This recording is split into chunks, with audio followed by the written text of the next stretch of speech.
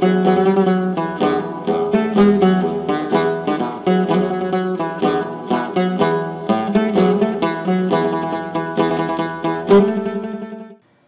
and welcome to episode 24 of the Cambodia VR Project podcast. It's Sunday night, my last night in Phnom Penh for almost a week. I'm going to go up to Siem Reap tomorrow. And my name is Tom Nickel. I've been doing 23, this is episode 24. Did I say that already? Episode 24 of this podcast. And I'm going to kind of break the rule a little bit because the point of the podcast, as I suggested by the title, is to try to focus on the project. I'm here to work with an organization, Cambodian Living Arts, major arts organization here in the country. I'm working with them in the area of virtual reality, trying to add it to their toolbox, trying to help them extend their reach with new media technologies. And every day that I've been here so far, it's been, I guess, 3 weeks or around 3 weeks so far, there's been something going on about the project. Meetings with people, recordings I was making, maybe just working on file management and staying on top of the stuff I was producing. But it's the basic purpose all ties one way or another to the kind of VR project and Cambodia Living Arts. Well, today's podcast isn't. I didn't do a podcast yesterday, so this is going to be a 2-day podcast, and I didn't really do much project work at all. I mean, depending how loosely you want to define it, either of the 2 days, Saturday or Sunday this weekend. I was getting ready to go.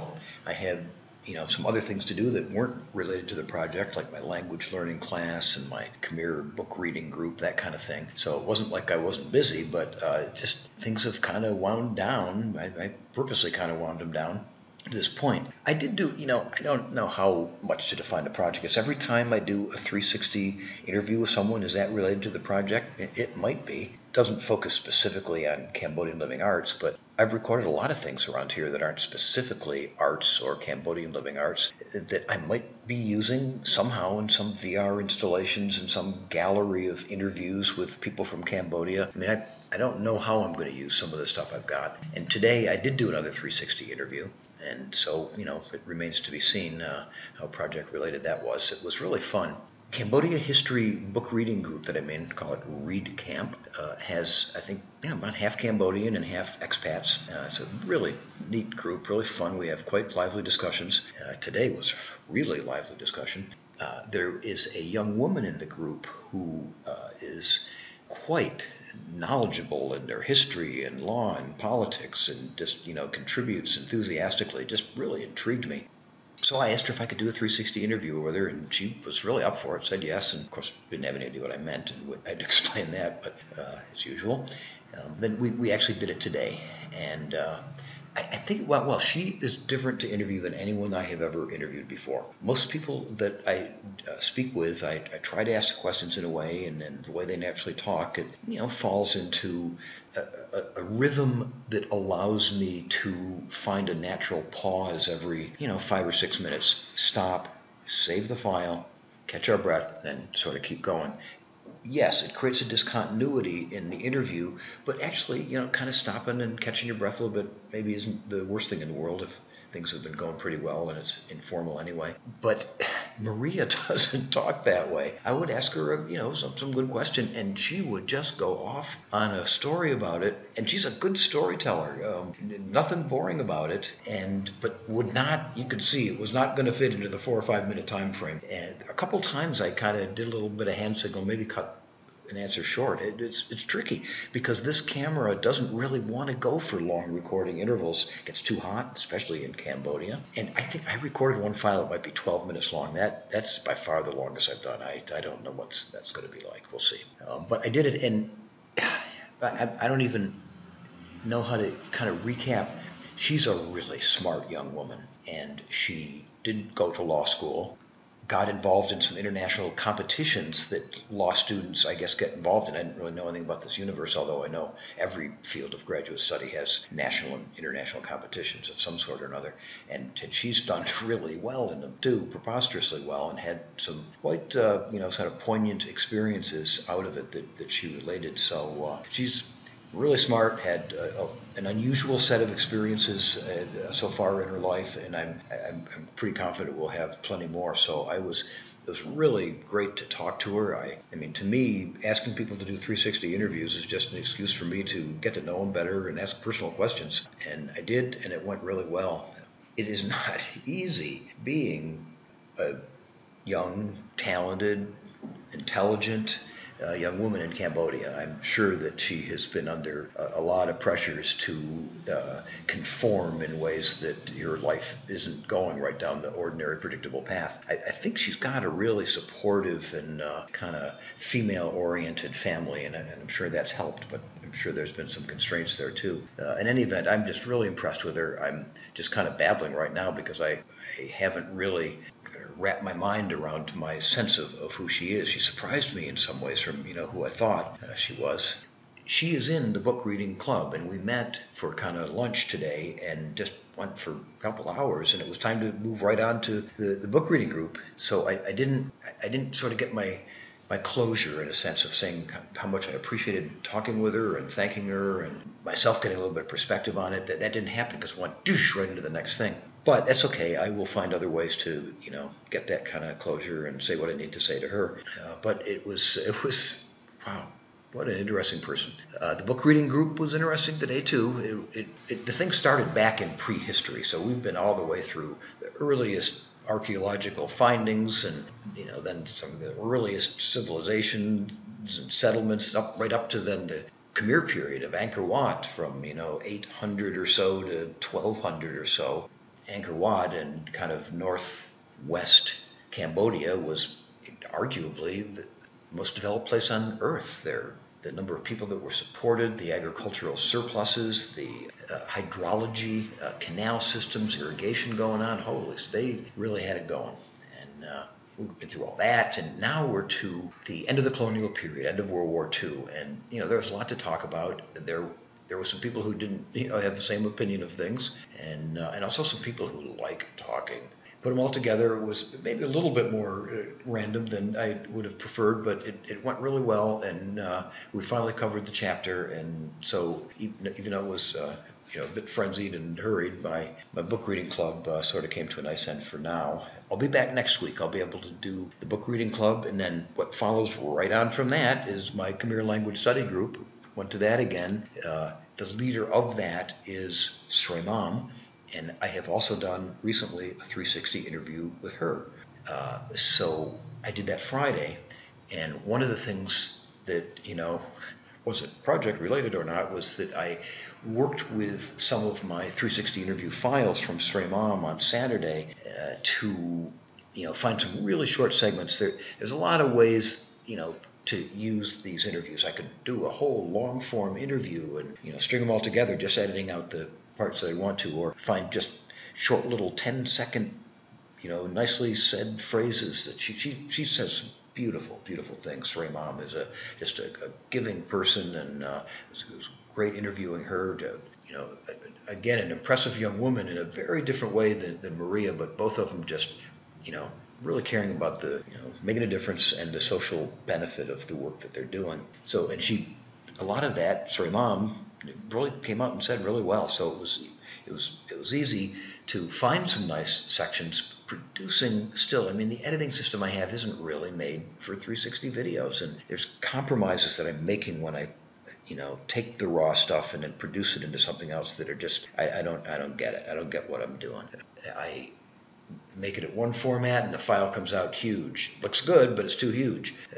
Well, what does it mean too huge? There's kind of two things to do with the file. The thing I'd really like to do is get it onto my iPhone.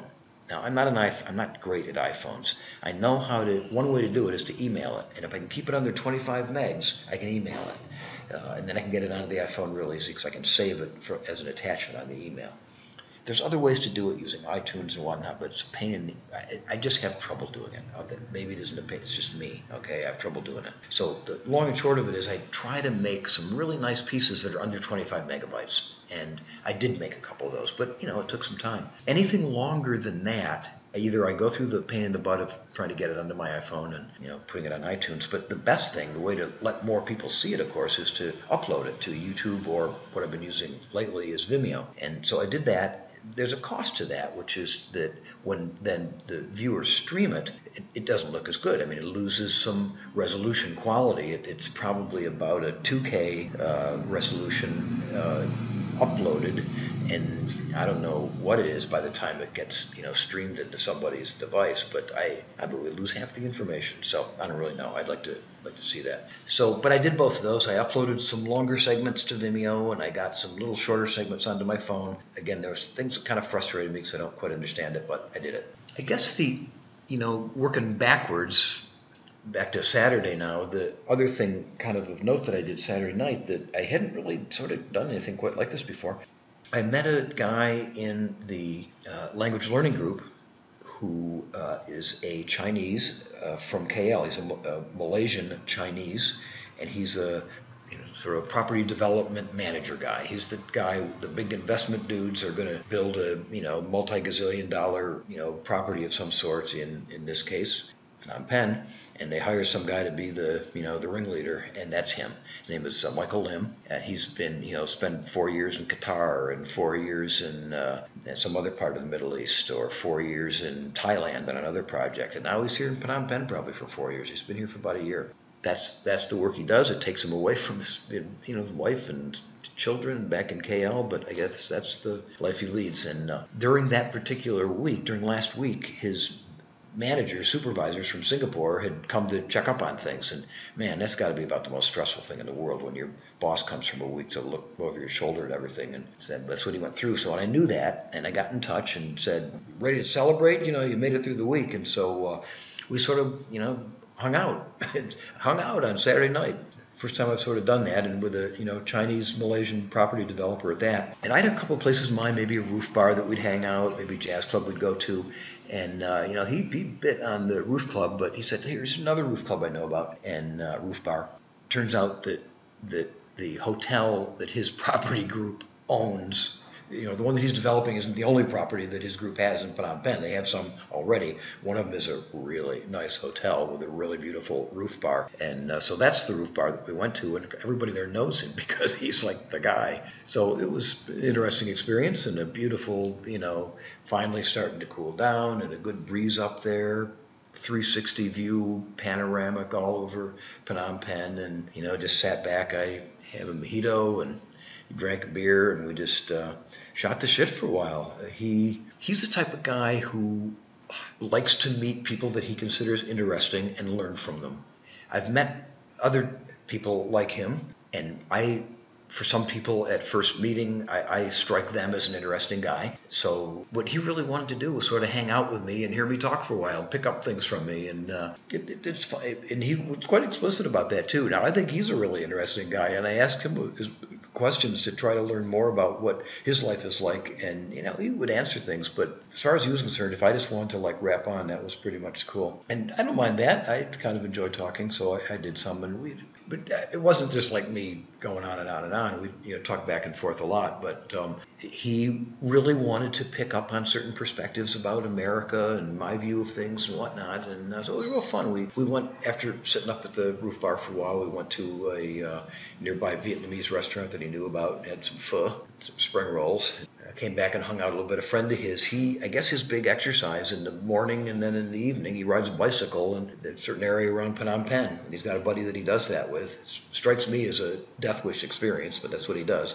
And his bike riding buddy, who's a Singaporean also working in Phnom Penh, showed up.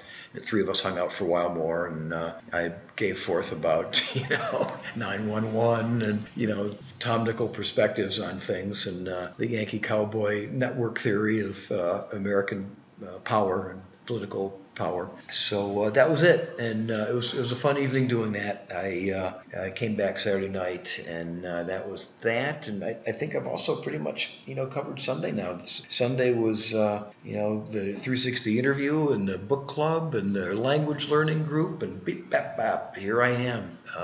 I'll be leaving pretty early tomorrow morning, and so I wasn't really expecting to do a podcast at all. To be perfectly honest, the microphone was packed in my suitcase. I'm going to take it with me to Siem Reap, and hopefully I also make it to Laos, just because it seems fun to originate something from there. But I thought I was through for now, but the last few days have been kind of a whirlwind. They've just gone from one thing to another, and I have sort of been ending my days on a wrap like this, talking about it, that maybe it puts a little kind of frame around things and helps me organize a little bit. So it felt a little bit funny that I hadn't done it for one day and to miss 2 full days. So I pulled it out of the suitcase, and I have now finished recounting what I think I pulled it out of the suitcase for and wanted to recount. And so I'm going to conclude episode 24 of the Cambodia VR Project podcast. Bye for now.